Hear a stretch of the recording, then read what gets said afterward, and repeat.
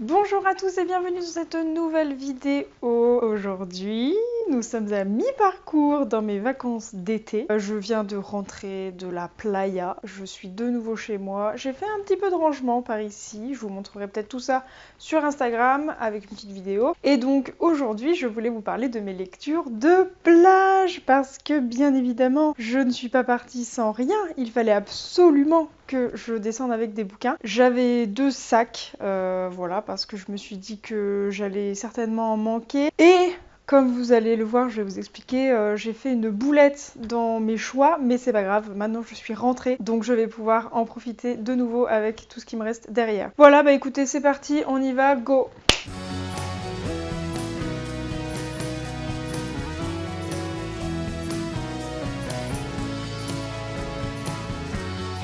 Alors, je commence tout de suite par quelque chose sur lequel je reviendrai en fait dans une vidéo spéciale parce que ça mérite une vidéo spéciale. Donc je vous parle de Blue Lock. Donc là j'ai le tome 1 et le tome 2, j'ai le tome 3, 4, 6, 7, 8. Il me manque le 5 parce qu'il était en rupture, enfin il n'était pas chez le libraire donc je l'ai commandé. Alors Blue Lock, je vous en parle rapidement mais je vous dis vraiment j'en ferai une vidéo spéciale parce que dans quoi je me lance je ne sais pas en fait, c'est bon.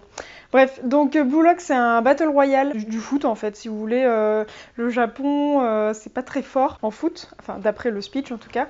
Et donc pour remédier à ce problème du fait que l'équipe du Japon soit nulle en Coupe du Monde et au JO par exemple, il y a un mec un peu foufou qui décide d'emprisonner, enfin ça va, c'est pas non plus contre leur volonté les gars, si vous voulez partir ils partent, d'emprisonner 300 attaquants qui ont été sélectionnés un peu partout, des espoirs en fait pour cette fameuse nouvelle équipe de Japon. Et en fait dans ces 300 là, on va suivre une équipe en particulier, donc l'équipe de ce joueur, parce que ça reste tous des attaquants, donc finalement il n'y a pas d'équipe. Du coup c'est très plaisant à lire puisque nous avons des personnages que je trouve très attachants, très bien développés. Et voilà, enfin bon bref, je vous montrerai tout ça dans une autre vidéo. Mais bon, en tout cas j'ai lu les 2 premiers tomes.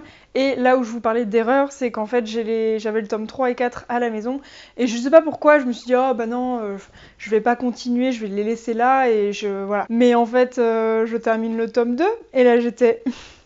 Grave erreur, je voulais tout de suite commencer le tome 3, sauf que je ne l'avais pas avec moi. Donc tant pis, je suis passée à autre chose. Mais vraiment, je vous en reparle, mais je suis quand même agréablement, très agréablement même, surprise. Et vous allez voir pourquoi dans une prochaine vidéo. On s'abonne, on active la cloche, je sais pas quoi, là vous faites tout le toin-toin, mais il y a une vidéo qui va arriver. Alors je passe après avec 2 yaoi que j'ai lus du coup, donc c'est 2 one-shot. Je vais commencer par I'll Make You Cry, que j'ai acheté dans une librairie justement dans le sud. Je suis tombée dessus par hasard, mais j'en avais déjà entendu parler en fait. Ça doit être un manga qui est sorti il y a pas très longtemps, et donc je me suis dit bah tiens pourquoi pas. Donc pour l'histoire, on est sur 2 amis d'enfance. Il y en a un qui est amoureux de l'autre depuis 1000 ans, et puis l'autre il le sait, mais en fait il attendait qu'il lui déclare sa flamme. Et une fois que c'est fait, bah il se rend compte qu'en fait lui aussi il l'aime. Enfin bon, le toin-toin habituel, j'ai envie de vous dire.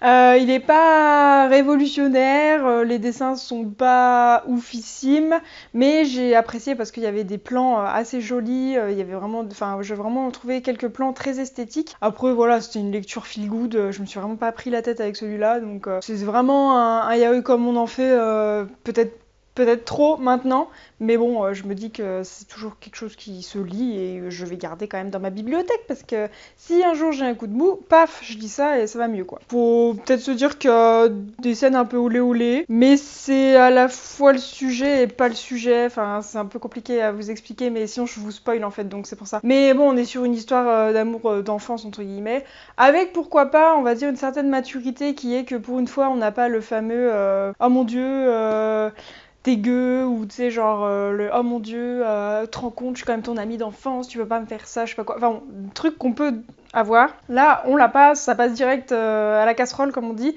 et bon pourquoi pas, enfin d'un moment faut pas tourner autour du pot quoi. C'est qu'un one shot, alors n'a pas le temps de tourner autour du pot, quoi. Donc celui-là, très bonne lecture. Et puis du coup, donc Old Fashioned Cupcake, donc j'en ai fait un post Instagram, pareil, si vous voulez aller vous abonner, c'est avec plaisir, le lien est dans la description. Et là, vraiment, très belle surprise.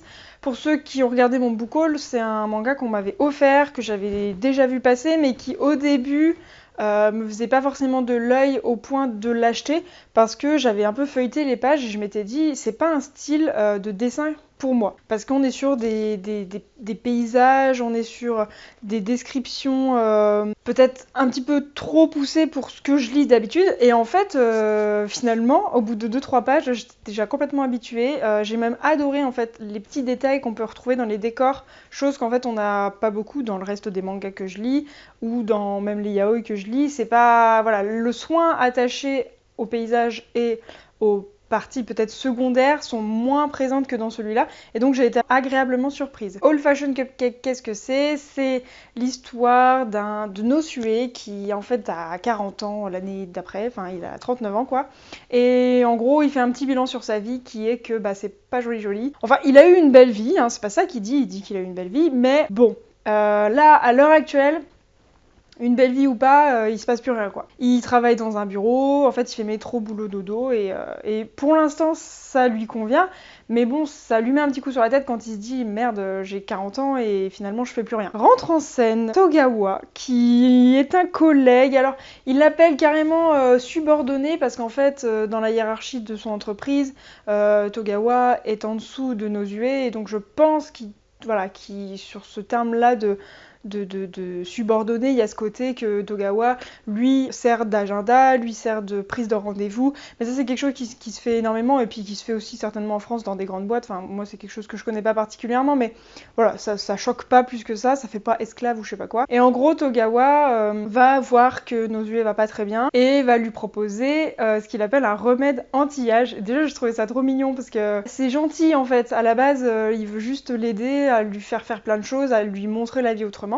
Et donc c'est parti pour un remède anti-âge, donc c'est à base de sorties au zoo, manger des cupcakes justement dans des bars, dans des cafés où en fait il y a que des femmes, et du coup les deux hommes font tâche, surtout qu'en plus, d'après les descriptions qu'on a de leurs collègues, c'est deux hommes qui sont assez beaux, donc ça fait un peu bizarre de les voir comme ça en train de manger des cupcakes. Mais bon, moi j'ai trouvé l'attention hyper mignonne, et en fait au fur et à mesure, on comprend qu'en fait Togawa, il est in love de Nosue, et que c'était un moyen pour lui de se rapprocher de son boss, mais ça part surtout d'une envie de l'aider en fait. Plus que la romance, on sent qu'il y a vraiment une envie d'aider son boss, parce qu'on voit très bien qu'il va pas bien. Et donc en fait, voilà, de fil en aiguille, Togawa va finir par exposer ses sentiments. Enfin je veux dire, c'est même pas spoilé, en fait c'est le but même de ce one shot, mais j'ai trouvé que c'était amené de manière tellement mature et tellement simple que en fait c'était très joli. Et outre le côté romance, tout ça,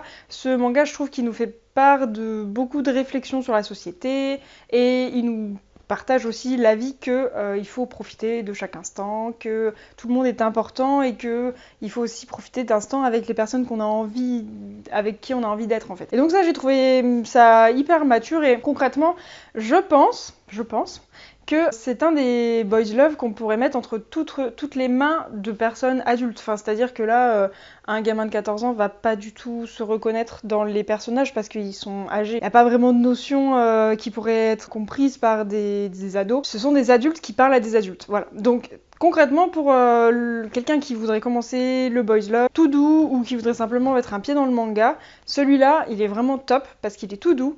Il fait quand même partager un petit peu la société japonaise, on comprend certains codes, notamment au niveau du travail et au niveau de la hiérarchie, de la différence d'âge entre les personnages.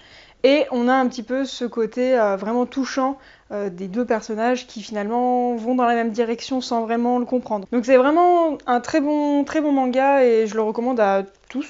Surtout que là, voilà, il n'y a pas de scène olé olé. Enfin, sur la fin, en fait, il en est question, parce qu'au bout d'un moment, ça reste une relation homme-homme, donc à bout d'un moment, il faut en parler.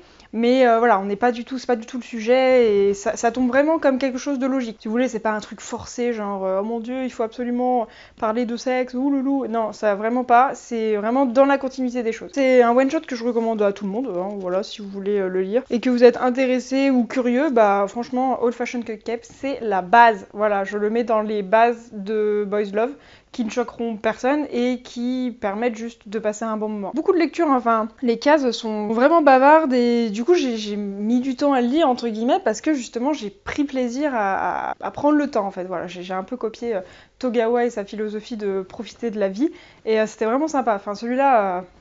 coup de cœur plus plus. Alors après, je passe dans un autre coup de cœur, mais qui là m'a scotché. Donc je vous parle de Tenth à couper le souffle. Alors bon, Tenth, je crois que j'ai compris sur la fin, mais je suis pas bien sûre, donc voilà. À couper le souffle, j'ai compris. C'est bon, merci. Donc on va avoir un triangle amoureux. Alors au début, très malaisant. C'est-à-dire que nous avons ici Take, ça c'est My Love, because il est brun. Et qu'il est dark. Enfin, en fait, il est dark sans le vouloir, si vous voulez. Take, c'est quelqu'un qui fait de l'asthme, mais de l'asthme critique, hein, de l'asthme à aller à l'hôpital en fait. Et donc, ce qui fait qu'il n'est pas très sociable parce que finalement, il va pas beaucoup à l'école, il va beaucoup chez le médecin. Le médecin l'interdit de faire beaucoup de choses, notamment du sport. Or, le sport, c'est là où on se sociabilise le plus au Japon.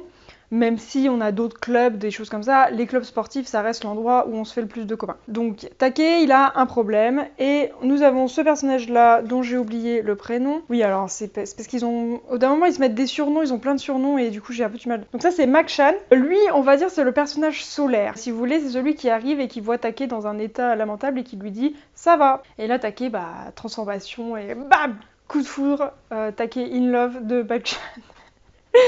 Et en fait, du coup, après, les deux vont devenir copains. Et en fait, cette fille-là est à la base l'amie d'enfance de Take. C'est là où je me suis pris une claque, si vous voulez. C'est qu'en gros, ce triangle amoureux se forme donc autour d'abord de lui plus elle plus lui. Enfin, je sais pas si c'est compréhensible, mais bon, en gros, l'élément solaire est la pointe de ce triangle amoureux. Et donc, en gros, les deux là deviennent rivaux. Ça, j'ai trouvé ça très intéressant parce qu'à un moment, le mot est dit, c'est-à-dire Take lui dit on est rivaux. Et en fait, après, il se trouve que ça va devenir beaucoup plus compliqué que ça. Et là où je me suis pris une claque, entre guillemets, c'est que Take, ayant eu d'énormes difficultés dans sa jeunesse, enfin dans son enfance, il a été tellement malade que c'en était vraiment angoissant pour cette jeune fille. Puisque, en fait, étant ami d'enfance, pour cette jeune fille, il était obligé de prendre soin de Take, un petit peu au détriment d'elle-même, si vous voulez.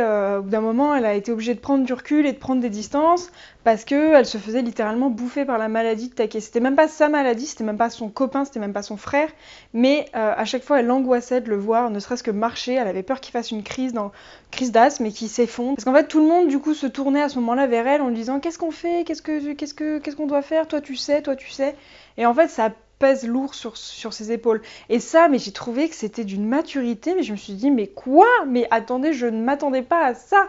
Et vraiment, cette histoire d'amour en 3 tomes, ça a été une vraie claque. Déjà parce que visuellement, ça c'était ce que la libraire m'avait dit. Visuellement, vous allez adorer. C'était le cas. J'ai vraiment adoré. Le personnage de Take, il est sublime. Le solaire, j'aime moins parce qu'il est blond et puis que, les personnages solaires, moi, c'est pas ce que je préfère. Mais là, vraiment, j'ai trouvé qu'il y avait un soin apporté au portrait. Enfin, c'était vraiment très très joli. Mais le plus, c'est vraiment le développement des personnages. Je veux dire, en 3 tomes, on pourrait se dire, franchement, il n'y a rien à développer en 3 tomes. Moi, je vous avais dit, mots mêlés, en 2 tomes, c'était nul. Les personnages sautaient du coq à l'âne, on comprend pas pourquoi, le développement de personnages n'a pas le temps de se faire.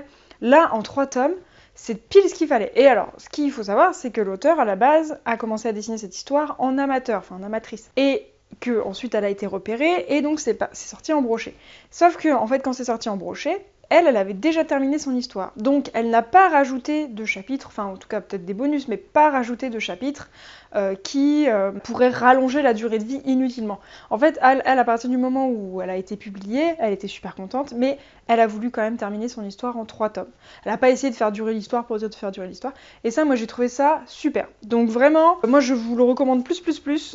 Tense à couper le souffle, c'est vraiment... Enfin, je me suis pris une claque et je vais le garder précieusement dans ma bibliothèque et je le recommande à tous ceux qui aiment les shoujo, mais plus que ça en fait. Faut aimer les relations complexes, faut aimer les développements de personnages, faut aimer tout en fait, parce que vraiment j'ai adoré cette saga. Donc là c'est terminé en 3 tomes, hein, donc si vous voulez foncez. Hein.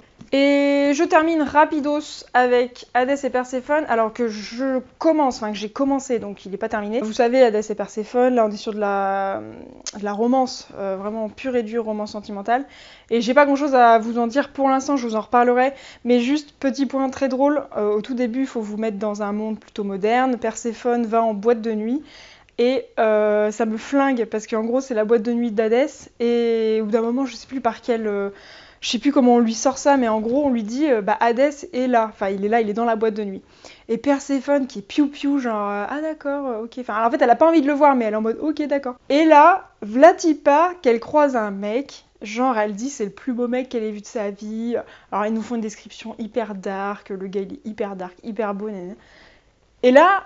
tu te dis, mais Grande, comment tu fais pour ne pas le reconnaître en fait? Enfin, quand bien même tu ne sais pas qui c'est, bah forcément que... Enfin, bon, je sais pas, enfin sur le coup, je me suis dit, putain, ça fait même pas 50 pages là que je lis, et la fille, elle est, bon, pas très aidée quoi. Donc là, pour l'instant, je peux pas trop vous en parler, enfin, je peux pas vous dire plus, peut-être que ça va s'arranger, mais alors sur le coup, je me suis dit, oula, oula, mais madame, il faut faut ouvrir ses yeux en fait. On vous dit qu'Hadès il est là, c'est l'homme le plus beau. Quand on le voit, on se liquéfie. Ah tiens, bizarrement, elle se liquéfie.